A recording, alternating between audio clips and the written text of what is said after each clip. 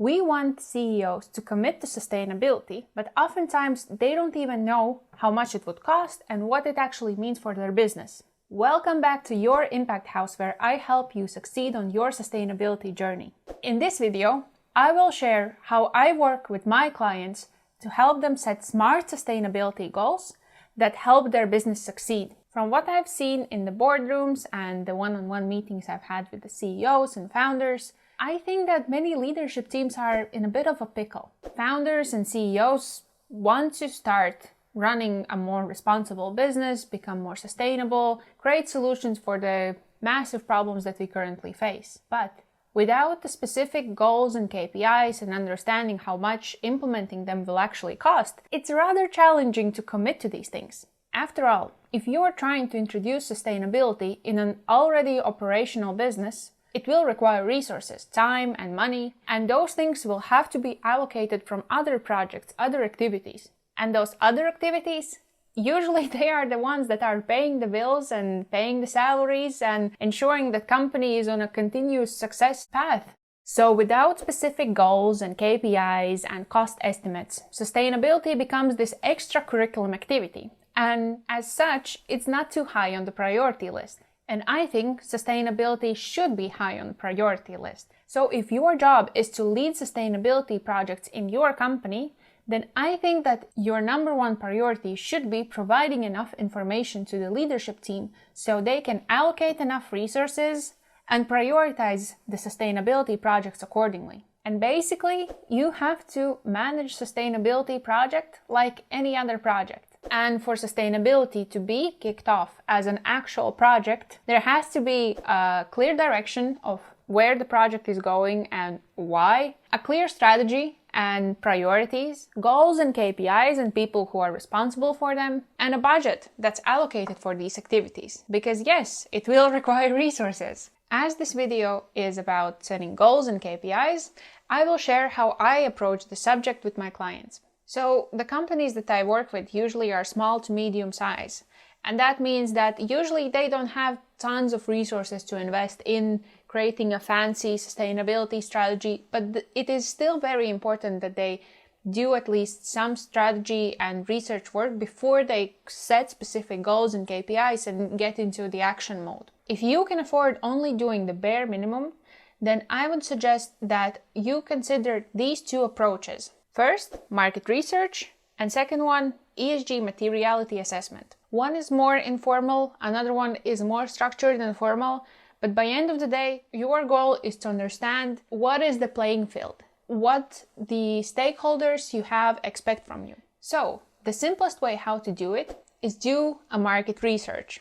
So explore what your customers expect. Can you maybe set up interviews with some of the main customers? Maybe you can do a survey to cover more ground. And then there's the other side of the coin. Understanding what your competitors are currently doing in terms of sustainability. I would literally go to their websites, check out their sustainability page, and just list the goals and KPIs that they are currently prioritizing, and use the knowledge and research that they've done to at least create an understanding of what are the key problems in your industry and what the market expectations are. So at the end of this, you should have an understanding of what your customers expect from you, what your competitors are doing. If you have raised funds or are planning to, maybe ask your investors or check their websites and just understand what is the general norm in your industry for your size of the business. And the other option is kind of the same, but it's a little bit more formal approach, which is called ESG materiality assessment. Conducting a materiality assessment is a more formal way for you to understand what social, environmental, and governance risks might possibly affect your business and how your business is affecting those areas. Depending on the business that you're in, the risks will vary greatly. For example, for Coca-Cola, water accessibility in the areas where they produce cola is quite a significant environmental risk. If there's not going to be water, there's not going to be cola. It's critical to continuing running the business. Meanwhile, if you are a software company based in the Nordics, water accessibility maybe is not going to be like on top of your priority list. For you, it might be more important that the data that you store on your platform is safe and no one's gonna hack it, or that you take good care of your employees' mental and physical well-being.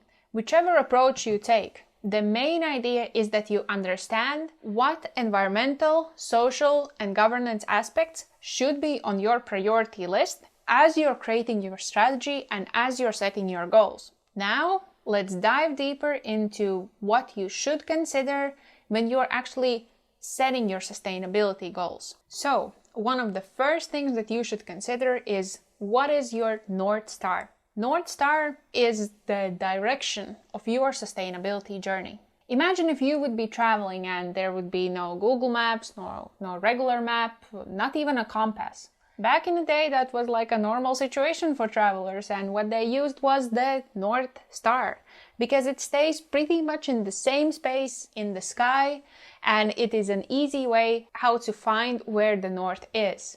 And that is the purpose of your company's sustainability North Star as well. The sustainability journey is a long one, and Google Maps won't get you far, but you need to have everyone in the company heading into the same direction. So what you should be aiming for is to create like a sustainability value proposition, to explain how your company is solving something bigger than you. What is the purpose for your company's existence in the world? There are many companies that are good at making money, but how many companies are actually doing something that people care for? A clear North Star and communicating it internally and externally is going to help you keep everyone in the company aligned on where you're going, why certain projects are prioritized, and how to make the most challenging decisions. Alright, so here's another thing that I always invite my clients to consider when creating the plan for their sustainability journey. The harmony between environmental, social, and governance aspects of their sustainability strategy.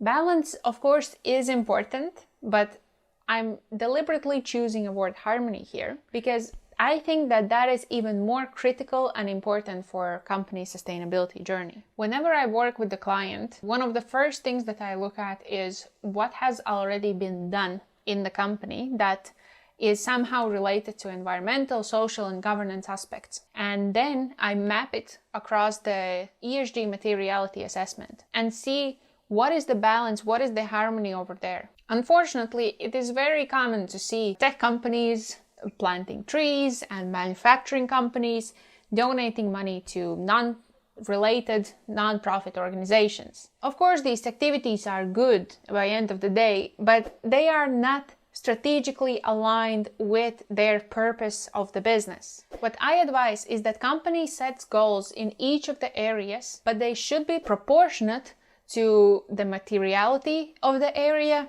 and also to what's been done before. The most important asset for any tech company is the team that they have. So make sure that you take good care of your people. And a manufacturing company is using a lot of resources every day. Their number one priority should be get their own house in order, make sure that they use the resources as efficiently as possible. And speaking of environmental goals, here is another framework that I think that you should know about. Science-based targets.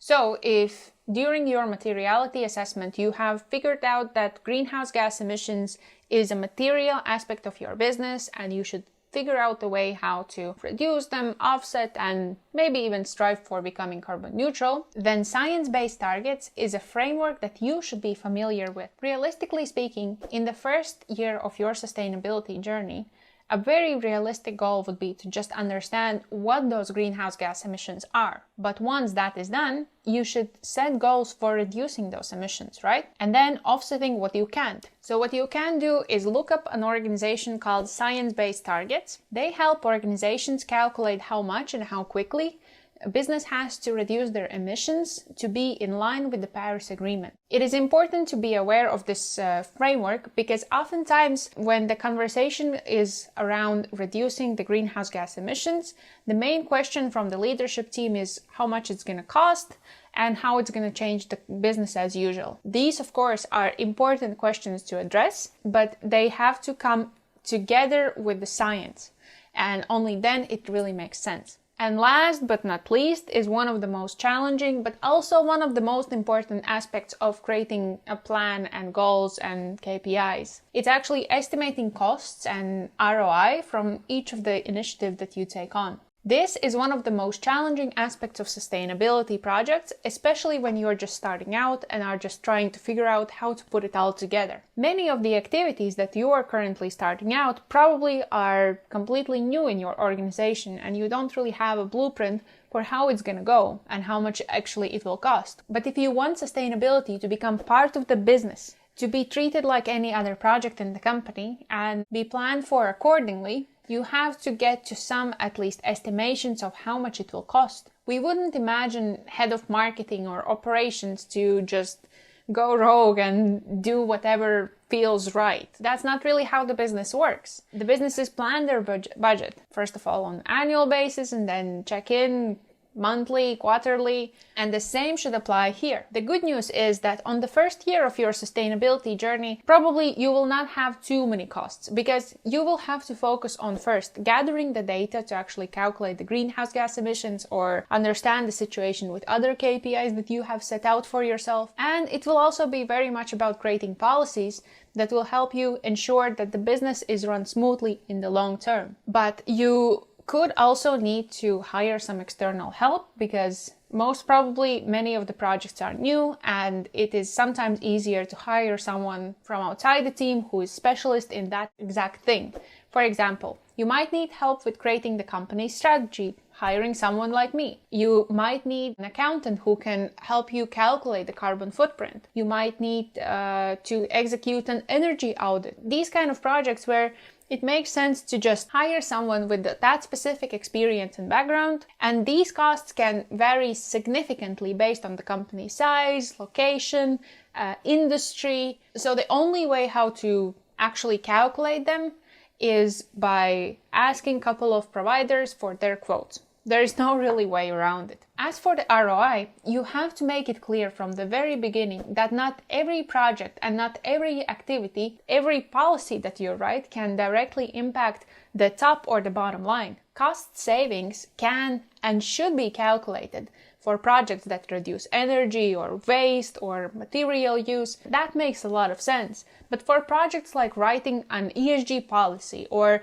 improving HR practices, the biggest benefit might be indirect and come in the long term. In essence, setting sustainability goals and KPIs is no easy task, especially if that's your first time doing it. Make sure to set aside enough time or ensure that you have the necessary resources. For example, hire someone like me to help you. Without a clear strategy and goals and KPIs, it's unrealistic to expect that the leadership team can fully commit and take sustainability seriously. So it's your job to make sure that it is clear and understandable and that you really manage sustainability like any other project in the company. I hope you found this video useful. If you have any questions about the subject, please leave your questions in the comments below. If you want to learn more about the work that I do, visit my website or reach out and I'll be happy to have a chat.